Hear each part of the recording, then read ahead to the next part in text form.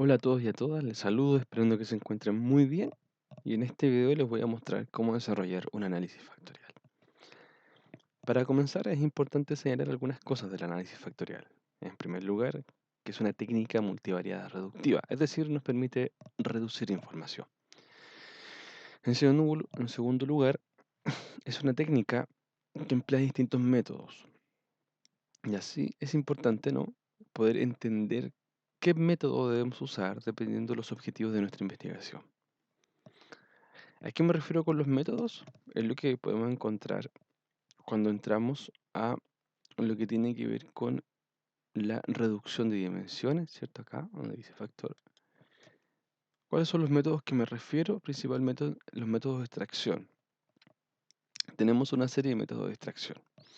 Por defecto, ¿no?, el programa trae componentes principales, pero existen otros métodos de extracción. ¿Cuál se utiliza más? ¿Cuál se utiliza menos? Depende, como les decía, de lo que yo quiero demostrar y el trabajo o el tratamiento que quiero que haga de los datos. Y en estricto rigor de la varianza que están entre los datos. ¿Qué recomiendo yo? Principalmente si quiero demostrar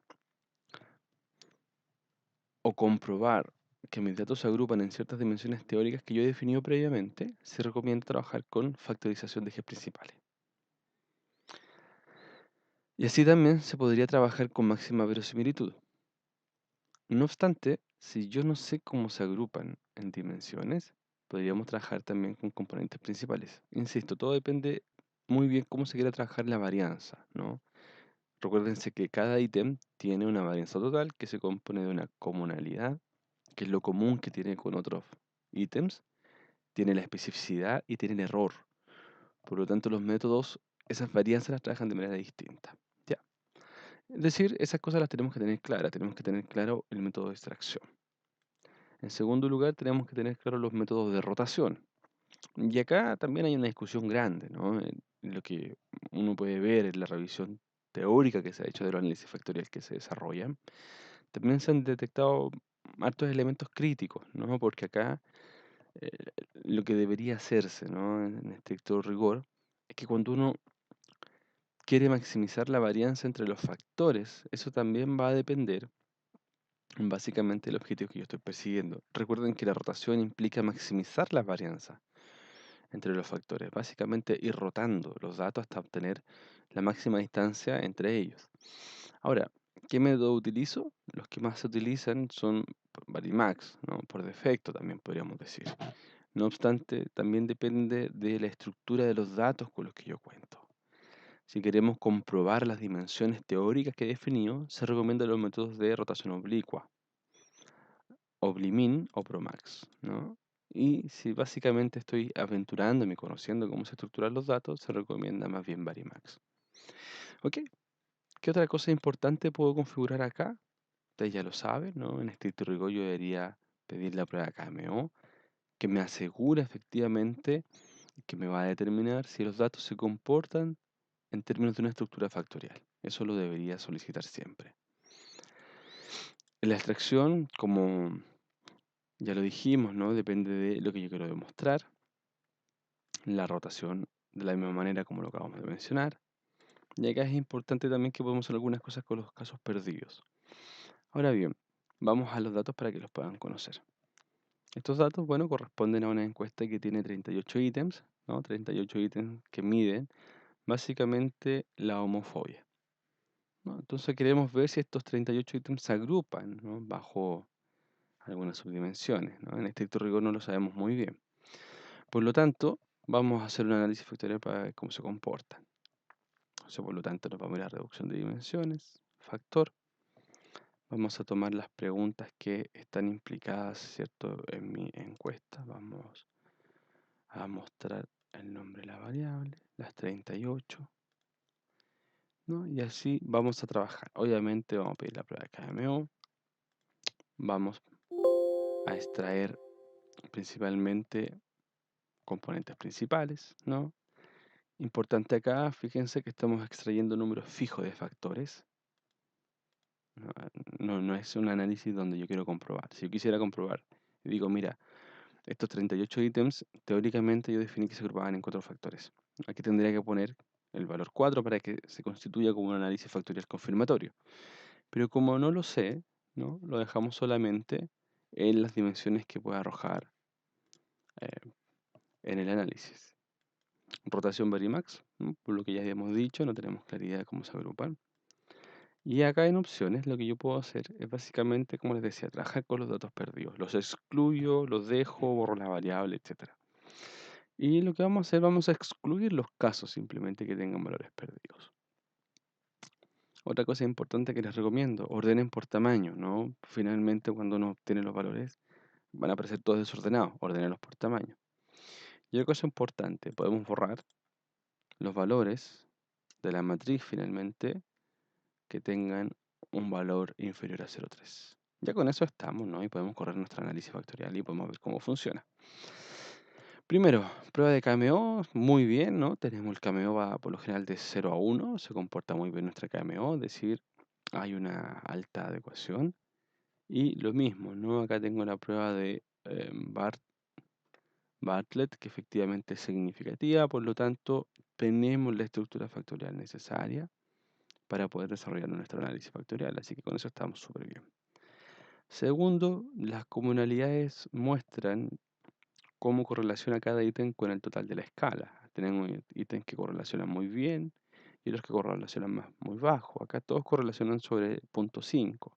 Así que no es tan malo, ¿no? Si tuviera un ítem que correlaciona a 0,1, ese es más crítico, ¿no? Y ahí uno sugeriría eliminarlo. Bueno, luego me muestra la varianza total explicada. Y esto es lo que hace finalmente el análisis factorial. Trabaja con la varianza, ¿no? Nos muestra cuántas dimensiones se pudieron obtener a partir de este proceso. Y ustedes se dan cuenta que lo que nos está mostrando acá son obviamente los 38 ítems, ¿no? Con ciertas varianzas que explica no cada uno, sino cada dimensión. Ahora, ¿cómo determino cuántas dimensiones están agrupando los 38 ítems? Simplemente acá, donde dice total, hay que fijarse todo lo que sea sobre 1. Acá yo tengo 1.078, ¿no? Luego 0.9. Este es mi punto de corte, ¿no? El 1 es mi punto de corte. Por lo tanto, si ustedes se dan cuenta, los datos se están comportando en términos de 7 factores. Y esos 7 factores me explican en conjunto un 70% de la varianza, ¿no? Eso es lo que me está explicando. 7 factores me explican un 70% de la varianza. Por lo tanto, yo lo que estoy esperando es que los 38 ítems efectivamente se comporten en 7 factores. Ahora, ¿por qué acá aparece vacío? Porque lo que hicimos fue suprimir o borrar todo lo inferior a 0.3. La regla por lo general o lo que se indica es que efectivamente lo que carga en una dimensión es todo lo que es sobre 0.3. No, aquí tengo 0.8, este carga muy bien en este factor. Este 0.7 carga en el factor 1 y también carga en el factor 2, ¿no? Ahí tengo una carga cruzada que uno podría determinar. No está limpia la carga, ¿no? Bueno, y finalmente tengo mi matriz rotada, que es esta, ¿no? Esta es mi matriz rotada. Entonces, si se dan cuenta, tengo hartas cargas cruzadas que están en términos del 0.03, ¿no? Ahí ya tengo el factor 1, 2, 3, 4, 5, 6, 7. Tengo mis 7 factores. Y aquí me agrupo desde el que carga más hasta el que carga menos, ¿no? El último carga 0,3. No obstante, hay muchos que tienen carga cruzada, ¿no? Fíjense, tengo mucha carga cruzada. En esta última dimensión tengo dos ítems, 0.8 y 0.5, pero este tiene cargas cruzadas acá, ¿no? Eso ya me está generando algún problema. No está limpia la carga que hace. ¿Qué podemos hacer? Bueno, podemos simplemente, a donde dicen opciones, vamos a suprimir 0,4, ¿no? Borremos lo que es 0,4 entonces, dejemos. Y solo uno después finalmente lo declara. ¿Cuáles son los ítems que quedan? Solamente los que cargan sobre 0,4. Y aquí, ¿no? Hemos limpiado nuestra tablita. Aquí tenemos nuestros factores, si ustedes se dan cuenta. Se fueron hartas cargas cruzadas. Aún quedan cargas cruzadas, ¿no? Aquí, estos que cargan cruzado. ¿Cómo nos quedaría esto? Yo recomiendo tomar la tablita, copiarla, abrir un documento de Word, pegarla y ver cómo se comporta. Vamos a poner nuestra página horizontal. Y ahora lo que vamos a hacer, vamos a pegar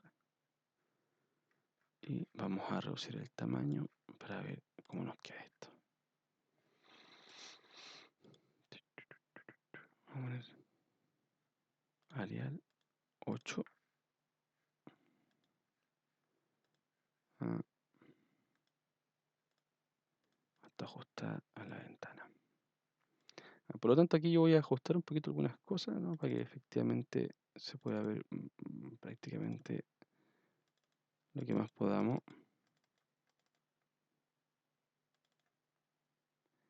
en, de una sola vista. Ahí sí, ahí estamos, ¿no? Vamos a mover entonces esta. Vamos a cambiar el formato de párrafo también.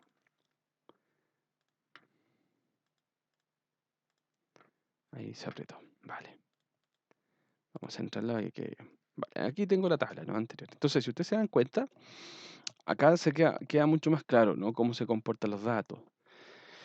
Bueno, yo suprimí todo sobre 0.3, entonces eso yo lo tengo que declarar. ¿Qué dejé? Sobre lo que carga 0.4. Fíjense que acá queda una estructura como una escalerita, ¿no? Y esa es la gracia de finalmente hacer el análisis factorial y pedir que lo ordene. Cuando uno pone ordenar del mayor al menor, aquí ustedes se pueden dar cuenta que se puede ordenar. Ahora, yo podría decir que acá tengo un factor 1, ¿no? Un factor 1 que es fuerte. No obstante, el factor 1, ¿no? Que llega hasta acá, tiene algunas cargas cruzadas con el factor 2. Fíjense, el factor 2. Este es mi factor 2. El factor 3 también tiene algunas cargas cruzadas, ¿no? Ahora, importante acá, que voy a tener resultados negativos y positivos, es indiferente, ¿no? Acá lo que importa es que simplemente cargue. Tengo algunas dimensiones más limpias, por ejemplo esas. Voy a dejar las que son más limpias primero y después vemos qué hacemos con las que están cruzadas. Esta también está bastante limpia.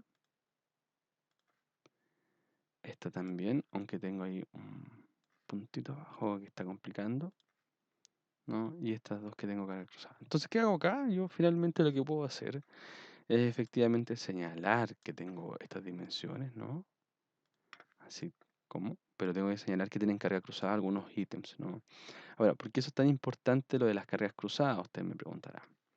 Porque lo que uno tiende o intenciona en un análisis factorial es que efectivamente los datos nos permitan, de una u otra manera, o la estructura de lo que yo he definido como el instrumento de medida, nos permite diferenciar de muy buena manera los aspectos que yo quiero medir. Es decir, cuando yo construyo un cuestionario, ¿no? Si uno lo quiere ver así, cuando yo hago una encuesta, creo preguntas, ¿qué es lo relevante de esto? Es que efectivamente las preguntas que yo he definido, ¿no? Teóricamente en función de una dimensión, tienen que tener la capacidad de medir solamente una dimensión, ¿no? Eso es lo crítico de esto, ¿no? Entonces, claro, ahora, desde una mirada, desde el análisis de datos, uno puede ver que efectivamente los datos se comportan de esta manera. Ahora, ¿qué es importante? Darle algún sentido a estas dimensiones, ¿no? Le podemos dar un nuevo nombre. Y lo que podemos hacer es podemos después nuevamente calcular puntaje en función de cada una de estas nuevas subdimensiones, ¿no? Es interesante, ¿no? Desde esta perspectiva. Es decir, si ustedes se dan cuenta, ¿no? Hemos pasado de los 38 ítems que teníamos inicialmente a agruparlos en términos de 7 dimensiones, ¿no? Aquí nos queda una pequeña aproximación a esas 7 dimensiones. Ahora bien, si esto fuera, ¿no? En términos de la validación de un cuestionario, porque recuerden que yo les he mencionado que este tipo de análisis se utiliza bastante para, para validar cuestionarios, lo que se conoce como validez de constructo, ¿no? Aquí tendríamos una serie de problemas por las cargas cruzadas, es decir, estos ítems no son buenos. Estos ítems yo los debería eliminar, ¿no? Todos estos ítems que tienen carga cruzada yo los debería sacar de mi análisis para que la estructura me quedara mucho más limpia y efectivamente yo pueda decir, mira, mi cuestionario mide 5 dimensiones, 4 dimensiones y las mide de muy buena manera. Acá efectivamente como tengo cargas cruzadas yo podría decir que hay ciertas dimensiones que son más críticas y que las cuales yo las debería quitar. Incluso los ítems se quitan cuando tienen carga cruzada, ¿no? Porque efectivamente no permiten discriminar muy bien cómo están contestando, ¿no? O sea, yo contesto de qué manera, cargando en una dimensión, en dos dimensiones, en tres dimensiones. No lo sé, ¿no? Por lo tanto hay que mirarlo. Ahora, solamente para terminar, con eso, ¿no? Vamos a hacer algo muy rapidito. Vamos a trabajar esta base de datos que en algún momento les mostré, para mostrarles lo otro. Entonces, en estricto rigor, nosotros hemos dicho que efectivamente el análisis factorial lo que nos permite es reducir dimensiones. Pero ojo que el análisis factorial también se emplea como una técnica para la validación de constructos, es decir, para discriminar o para determinar si nuestro cuestionario mide de manera adecuada las dimensiones que pretende medir. Vamos al factor, ¿no? Vamos a tirarnos nuestras 22 ítems de esta otra base de datos. ¿Cuál es la gracia de esta base de datos? Que yo sé cómo se agrupa, por lo tanto voy a trabajar con ejes principales. Lo sé, teóricamente sé que debe tener solamente dos dimensiones. Primero vamos a hacer un análisis exploratorio para ver cómo se comporta. Voy a pedir Oblim porque obviamente conozco la estructura factorial y esto lo vamos a dejar, vamos a ordenar y vamos a suprimir todo lo que sea menor a 0,3. Ok, vamos. ¿Qué tengo acá? Los mismos valores. Perdón, se me olvidó pedir la prueba de KMO, la pedimos rapidito. Ahí sí, ahí estamos. Vale. Igual, ¿no? Tengo buena estructura, ¿no? Es significativa y tengo un valor 0,7, así que bien, se cumple. Y puedo darme cuenta que las extracciones no cargan muy bien en unas y en otras. Veamos por qué. Yo teóricamente este instrumento fue diseñado para 2 dimensiones, me carga en 6 dimensiones. Veamos qué pasa. Pareciera ser que las preguntas se agrupan bien en 6 dimensiones, fíjense. Y borramos todo lo que es menor a 0,3, así que tenemos cargas muy limpias. Tendríamos que ver ahora, ¿no? ¿Qué es lo que están indicando finalmente esta pregunta? 5, 8, 7, 15 y 13. Algo tienen en común. La gente respondió esto de manera común. Lo mismo esta. Bueno, si ustedes se dan cuenta, ¿no? Entonces acá tenemos efectivamente eh, una carga mucho más limpia. No obstante, no se cumple el principio teórico, que son 2 dimensiones. Ahora, si yo intenciono esto, ¿no? Hagamos que cargue en 2 dimensiones. ¿Qué sucede? Yo presiono para que cargue en 2 dimensiones. Fíjense lo que pasa, ¿no? Yo me voy acá a los datos, cargo en 2 dimensiones. No obstante, me sigue arrojando que tengo 6 factores que pueden explicar esto. En 2 dimensiones, fíjense cómo se comporta. Se comporta bastante bien. ¿Cuál es la sorpresa, no? Y lo bonito de esto, que esta carga que hace por cada factor es lo que teóricamente se ha definido para este cuestionario. Bueno, si ustedes ven acá, las escalas, ¿no? Si analizaron la escala 1, 2, 4, 6, se darán cuenta que efectivamente es lo que está puesto acá, ¿no? 1, 2, ahí está el 4, el 6. La única carga que no carga muy bien es la 14, que quedaría perdida. Pero en estricto rigor, ¿no? Tanto la dimensión 1 como la dimensión 2 serían correspondientes, es decir, los ítems se agrupan bastante bien en 2 dimensiones.